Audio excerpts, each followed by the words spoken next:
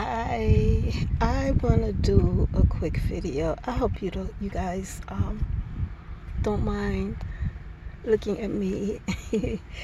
There is a very nice view over there out the window, and maybe I'll just hold the camera like this so that you can look at the nice view out the window, as opposed to looking at me. I hope you don't mind looking at me.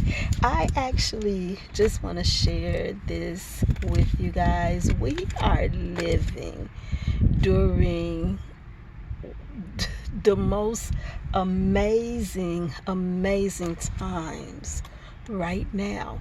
I was doing, taking some notes on this. I didn't know if I wanted to write about it or if I wanted to do a video. But we are definitely living during some of the most amazing times. And here's why. Our journey today is really no different from the journey that the Israelites took. Those who had came out of Egypt, and they were like in the wilderness, and they had stopped at the mountain and was given the laws, and then they went and they was journeying, they was going towards the promised land. Listen, our journey today really is no different from theirs. It really isn't. There's a while ago that I was working on this play, right? And of course I didn't finish it. But I keep feeling the need to go back to it. At that time I was looking at the 10 plagues, right? But with this that I want to share with you guys, I'm not so much looking at the 10 plagues because they were still in Egypt when that happened. I'm looking at now what had happened to those Israelites who had come out of Egypt and was headed towards the promised land. So listen, Egypt, hold on one second.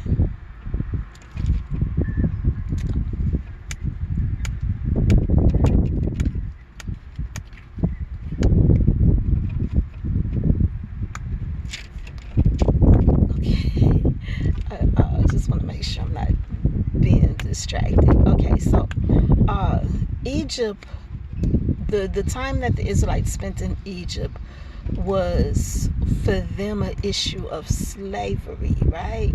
So this slavery that they experienced today, we experience it on so many different levels. For some people, the slavery represents racism, and there's a lot of that going on today. A lot of racism going on, and the harshness towards one another based on that slavery. For some, the slavery could be addictions.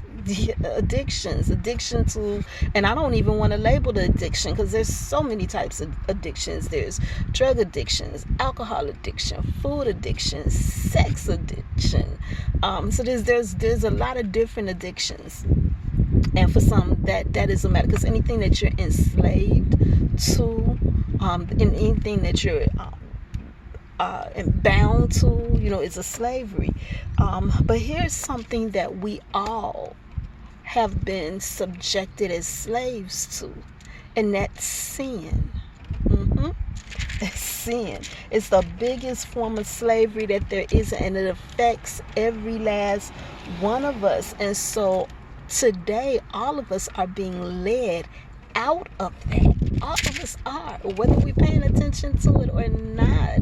All of us are being led out of that. That was the whole reason of Jesus coming to the earth, to die for us. He paid the debt that we could not pay, and that was the debt of sin. He paid that for us.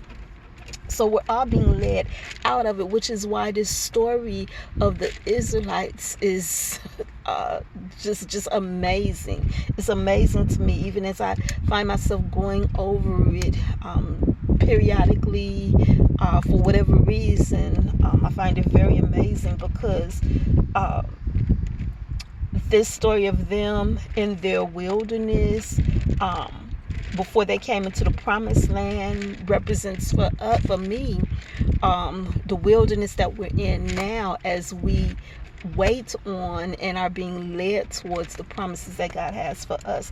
One of the things that the Apostle Paul had wrote, he was actually talking to the Romans, and he said to them that the things written aforetime that were written to teach us, that were written for our instruction, so that through endurance and encouragement from the scriptures we might have hope.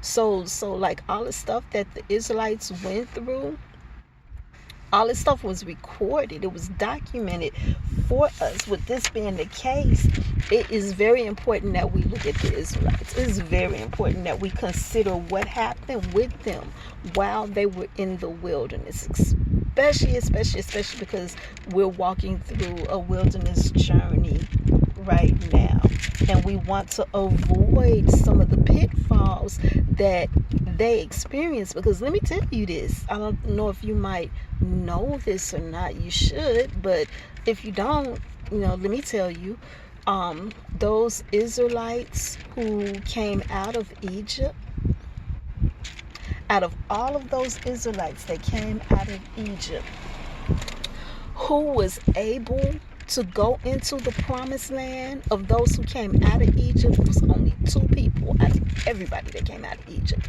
and that was Joshua and Caleb. They were the only 2.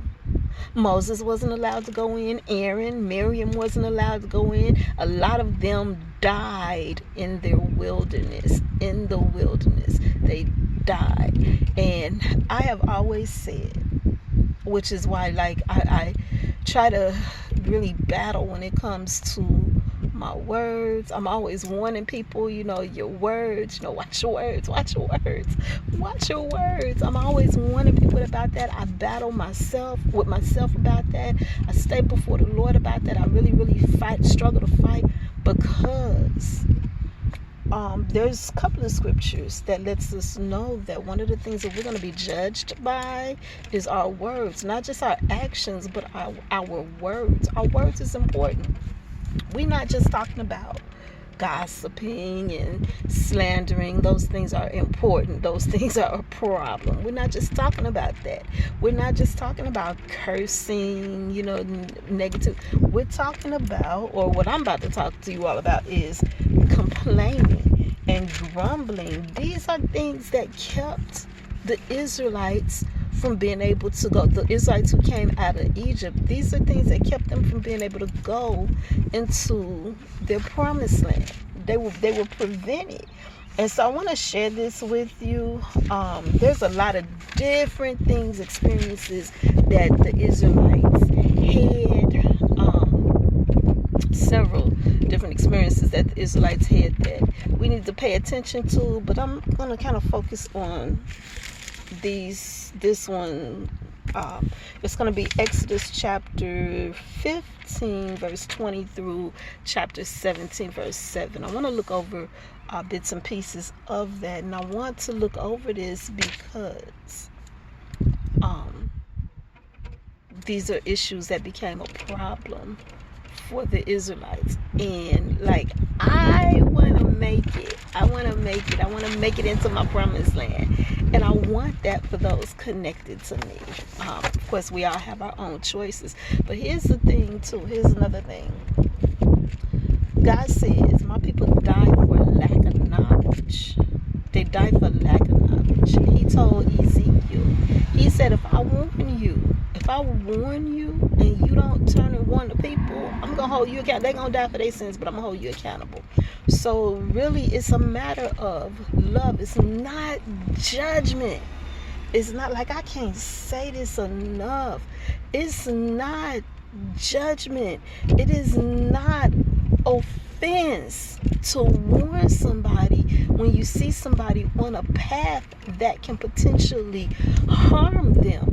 We need to be aware and cognizant of the words that we use. We have to be aware of this, because our words is what we're going to be judged by, our words and our actions. So let's take a look at this with the Israelites. Oops, I dropped my notebook, but that's okay. There are 3 different areas. They complained about bitter water. They complained about not having no food, they complained about the lack of water. So we're going to look at this. So this first one, it says, this is Exodus chapter 15 verse 22. It says, then Moses led Israel from the Red Sea, and they went into the desert of Shur. For 3 days they traveled in the desert without finding water. When they came to Marah, I think I said Massa in a post, Massa and Meribah, but it's Marah, M-A-R-A-H, Marah. So when they came to Marah, they could not drink its water because it was bitter. That's why the place was called Marah, because the water was bitter. It says, so the people grumbled against Moses, saying, what are we to drink? They grumbled against Moses as if the Moses is a human being, like he can create water. They just came through these 10 amazing plagues where God delivered, and then on top of coming through the plagues, they saw God split the Red Sea so that they could pass through it. They saw the Lord do this, and yet here 3 days later they complaining, but they complaining to Moses instead of asking God. So this is like one of the things that I'm looking at, because I kind of see this in the world around me too. I see the world complaining, this ain't happening and that ain't happening, and it's this person's fault that this ain't happening, and it's that person's fault, and yada yada yada. But here's the deal, it's not the people that we need to look to. We need to look to God. So anyway, it says here, so the people grumbled against Moses, saying, what are we to drink? Then Moses cried out to the Lord. So see, Moses knew what to do. The people for some reason didn't know what to do. The people for some reason did not understand that their provision, their help, comes from the Lord, not from man, not from Moses. You know, and I say Moses here, but I say Moses because that's what we're reading about. But still, like, even looking around here, and everything that's going on in this world today, our help doesn't come from man. Our help comes from the Lord. So if there's anything that we're short on, anything that we're in need of, we're supposed to ask God. We're supposed to ask God if there's anything that we want. So it says, then Moses cried out to the Lord, and the Lord showed him a piece of wood. He threw it into the water, and the water became sweet. So, okay, let me tell y'all this story. I'm going to tell y'all this quick story. So, those who know me know I do not like water. Period, point blank. I do not like water. I have some water here with me right now. This is actually water. It is not this splash. I'm just using the bottle, but it's water, and I got a sweetener inside of it. Low sugar, no calorie, whatever. No sugar, no calorie sweetener. But anyway, when I drink tea, I usually buy Celestial Seasonings tea, and this is the reason why. So the people that they came across some water, but they couldn't drink it because they was at this place called Marah, which means bitter, which means the waters were bitter. So they complaining against Moses about not having no water. Moses now goes and he prays to the Lord. You know, he cries out to the Lord. You know, and so the Lord shows him a piece of wood, right? A piece of wood, a piece of tree, a piece of bark, and he has Moses put this wood in the water. So Moses throws the wood in the water, and the water becomes sweet, right? And so from that point on, when I first recognized that, I was like, hold on, that's tea. That's what we drink is tea today. That was a celestial seasoning because the Lord showed that to Moses, and Moses. So yeah, I drink celestial seasonings. I do not drink Bigelow. I do not drink any other. Well, I drink sage tea, you know, and we went to go to this place to buy some sage so we can have it as tea, but we're growing our own sage now. So when we start drying that out, you know, I drink sage tea. That tea is like really good. But if I'm gonna buy a box of tea from somebody that makes tea, I'm gonna always go after the celestial seasonings. So anyway, it says, so there the Lord made a decree and a law for them, and there he tested them. He said, If you listen carefully to the voice of the Lord your God and do what is right in his eyes, if you pay attention to his commands and keep all his decrees, I would not bring on you any of the diseases I brought on the Egyptians, for I am the Lord who heals you. So he tells us what to do. He tells us to, number one, listen carefully to the voice of the Lord our God. It says, and do what is right in his eyes, not in our own eyes, but in his eyes. It says, if you pay attention to his commands and keep his decrees, I will not bring on you any of the diseases I brought on the Egyptians, for I'm the Lord that heals you. So number one, first and foremost, we need to be paying attention. We need to do what the Lord tells us to do, and we won't have these issues that we find ourselves complaining about. It says, and they came to Elim, where there were 12 springs and 70 palm trees, and they camped there near the water. So now, the whole Israelite community, we're in chapter 16 now. It says, the whole Israelite community set out from Elim and came to the desert of Sin, which is between Elim and Sinai, on the 15th day of the second month after they came out of Egypt. The 15th day of the second month after they came out of Egypt. So y'all, let me tell y'all why this is so significant. Yesterday, today's Monday, May the 16th, I think it is. I think it's the 16th. So yesterday, last night, Sunday night, I was outside at like 10 something at night, looking up at the sky, looking at the blood moon, the blood flower moon, or the flower blood moon, or however they called it. You know, it was amazing to watch. And so I was out and I was looking at that. So anyway, that day, what happened yesterday happened on what they were saying was the second Passover. Now I gotta check the date for that. I do have to check the date for that. Somebody was saying that it was the second Passover, so I gotta check and make sure. But the second Passover would have happened on the second month, on the 14th, 15th of the month, right? And so this, it says, on the 15th day of the second month after they had come out of Egypt, this will be for them the second Passover, right? So that stood out to me as I was reading this. It says, after they had come out of Egypt, it says, in the desert, the whole community grumbled against Moses and Aaron. So now they're grumbling again against Moses and Aaron again. It says, the Israelites said to them, and now this is what we have to watch our words. Listen to what they said. If only we had died by the Lord's hand in Egypt.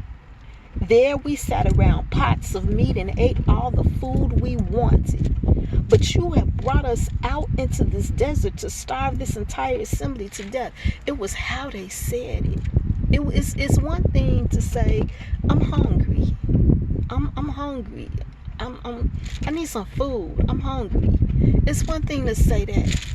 But to turn around and say to somebody, if only we had died by the Lord's hand in Egypt. There we sat around pots of meat and ate all the food we wanted. But you brought, and remember, they was in slavery in Egypt too. They was complaining about that. But now they're making Egypt sound like really, really good. You know, they sat around pots of meat and ate all the food they wanted. That's what he said. But you brought us out into this desert to starve this entire assembly to death. So it's how we say what we say. That is important. That is like, it's seriously important. It says, then the Lord said to Moses, I will rain down bread from heaven for you. Bread from heaven, right?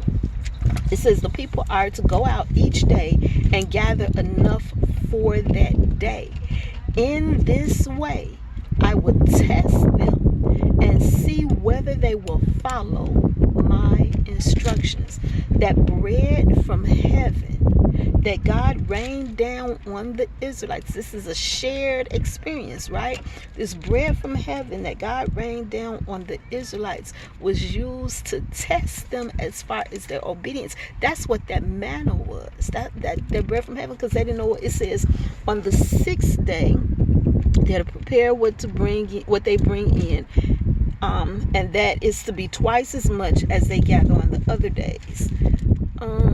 It says, so Moses said, and Aaron said to the Israelites, in the evening you will know that it is the Lord who brought you out of Egypt, and in the morning you will see the glory of the Lord, because he has heard your grumbling against him. Okay, so here we read that the people grumbled against Moses.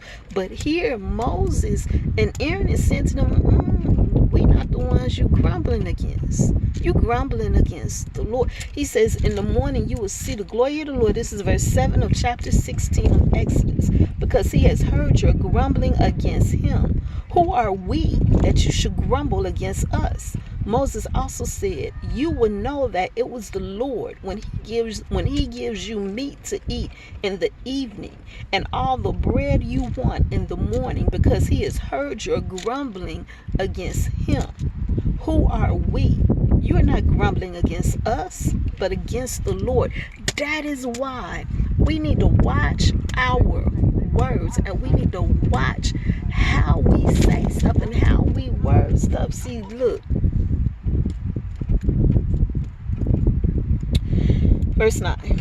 Then Moses told Aaron, say to the entire Israelite community, come before the Lord, for he has heard your grumbling. While Moses was speaking to the whole Israelite community, they looked toward the desert, and there was the glory of the Lord appearing in the cloud. The Lord said to Moses, I have heard the grumbling of the Israelites. Tell them, at twilight you will eat meat, and in the morning you will be filled with bread. Then you will know that I am the Lord. That evening quail came and covered the camp. Quail. Now look, quail is a type of bird, right? It's a type of chicken, right? But check this out. If you look up the definition of quail, look up the definition. Why quail? Why? Definition of quail is a fear, a trembling, a shaking. Y'all, I'm just saying. It says quail, short-winged, bullet-headed little birds. Short-winged, bullet-headed little birds that are easily caught when exhausted from flight and were considered a deck. So they bullet-headed, which means they hard-headed. Think about these words. Think about our words, right? Hard-headed, bullet-headed. They easily tire out. They're caught when they're exhausted from flight. They're easily caught when they're exhausted from flight. Another representation of us when we get tired, when we get exhausted, we give out. We're told. That's why we're constantly warned about that, and that's why we're told to eat of God's word. Eat of God's word so that we don't get exhausted, so that we have a hope, right? And on a later occasion, God used them to bring a plague against the people. That's in Numbers. But in verse 16, chapter 16, I'm not going to read the whole chapter. I encourage you to go back and look at it in its entirety. But grumbling, complaining, it was made clear in chapter 16 that the complaining was not against Moses and Aaron, but it was against the Lord. Because he is our provider. He is our sustainer. He is our protector. The scripture says that we run to the hills from whence come our help. Our help comes from the Lord, the maker of heaven and earth. It says that the Lord, the name of the Lord is a strong tower. The righteous run to him and they receive protection. So in this world, with all the stuff that's going on today, even when we be complaining in this world about everything that is happening, who are we grumbling against? When you're looking at man to protect you, when you're looking at man to deliver you, when you're looking at man to come up with some type of answer, you complaining against the Lord. you're grumbling against the Lord. That's why it is so important to look at what happened with these Israelites, so that we cannot do that, and so that we can remember what they did not remember. I gotta tell y'all another example, okay? I gotta tell y'all this. So I have several children. I don't talk about them a lot, but I have several children. And my older three, when they were young, they're step. And so the first two are a year apart. The second two, which means the first two, so the first one, the second one, and the third one, the second and the third one now is 11 months apart. So for 1 week, they're the same age for like 1 week, right? So this happened when they were little. The third one, he was in the crib. The other two, they had their beds, but I kept them all in the same room because, like I said, they're all stair step, right? So we're talking like a 2-year-old, a 1-year-old, a 2-year-old, or maybe a 3-year-old, a 2-year-old, and like 1-year-old, something like that. So I kept them all in the same room, right, instead of keeping them separate. And so this one particular night, I had put them all to bed, and I'm in the living room doing whatever I'm doing, and I hear them playing. And so I go in there, and I'm fussing, like, lay down, yada, yada, yada, you should be asleep, yada, yada, yada. So I go to the oldest one and get him back in his bed and pull the covers over him. And then I go to my daughter and put her in the bed, lay her down, and pull the covers over her. I turns to my number 3.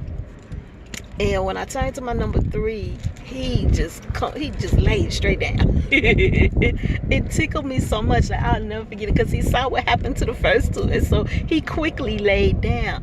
And so I think of that when I think of the Israelites, and I think of us, because we should be able to look at what happens or has happened to those around us and take note and make a move to do something different. Like, if we see this one bump their head and we see that one bump their head, we need to know the duck so we don't bump our head, right? Why should we bump our head too? Because we saw it. Right?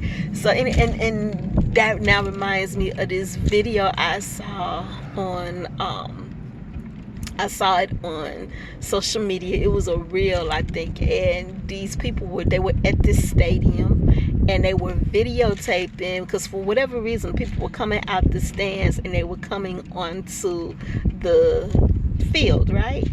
And so the people that were videotaping this, they were cracking up laughing. They was like, don't these people see the people in front of them trip? Like, everybody that came onto the field tripped or fell, like one right behind the other. And so the people steady coming down, tripping and falling, steady coming down.